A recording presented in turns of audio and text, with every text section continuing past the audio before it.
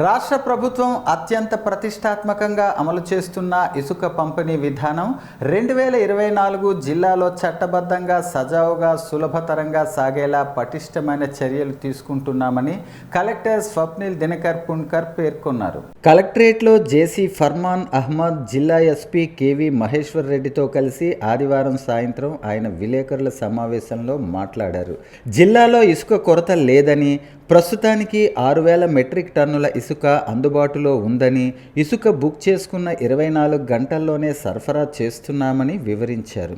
అక్రమంగా ఇసుక తవ్వకాలను నిర్వహించినా, అక్రమంగా రవాణా చేసిన కఠిన చర్యలు తీసుకుంటామని, ఈ నెల 16వ తేదీ నుంచి జిల్లాలో కొత్తగా 6 ఇసుక రీచ్లను ప్రారంభించి పూర్తిగా అందుబాటులోకి తీసుకువస్తామని తెలిపారు. మరికొన్ని కొత్త రీచ్లను, డీసిల్టింగ్ కేంద్రాలను గుర్తించామని, అవి కూడా త్వరలో అందుబాటులోకి రానున్నాయని తెలిపారు. ఇసుకను పూర్తిగా ఆన్లైన్ విధానంలో ఏపీ శాండ్ మేనేజ్మెంట్ సిస్టమ్ ద్వారా కేటాయించడం జరుగుతోందని, ఇసుక కావలసిన వారు ఎవరైనా బుక్ చేసుకోవచ్చని, లేదంటే వారి సమీపంలోని సచివాలయానికి వెళ్ళి బుక్ చేసుకోవచ్చని తెలిపారు. వినియోగదారులు సొంతంగా వాహనం తెచ్చుకుంటే దానిలో ఇసుక నింపి తీసుకెళ్లవచ్చని, అలాగే జిల్లాలో ఆర్టీఓ వద్ద నమోదు చేసుకున్న జీపీఎస్ విధానంతో అనుసంధానించబడిన వాహనాలు అందుబాటులో ఉన్నాయని, వీటి ద్వారా ప్రభుత్వం నిర్ణయించిన రవాణా ఛార్జీలను చెల్లించి ఇసుకను తీసుకువెళ్లొచ్చని సూచించారు.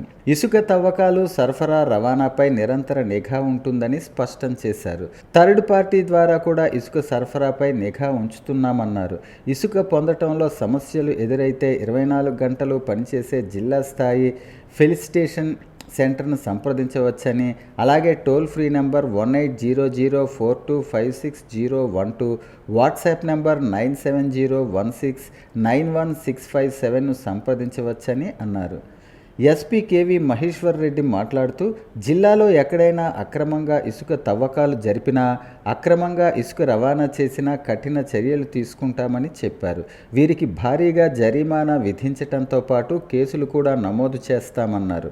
ఇప్పటి వరకు అక్రమార్కులపై 5.75 లక్షల జరిమానా కూడా విధించామని, పోలీస్, రెవెన్యూ, మైనింగ్ అధికారులతో జిల్లా స్థాయి టాస్క్ ఫోర్స్ను ఏర్పాటు చేశామని అన్నారు. విలేకరుల సమావేశంలో శ్రీకాకుళం ఆర్డీఓ కె సాయి ప్రత్యూష కూడా ఉన్నారు.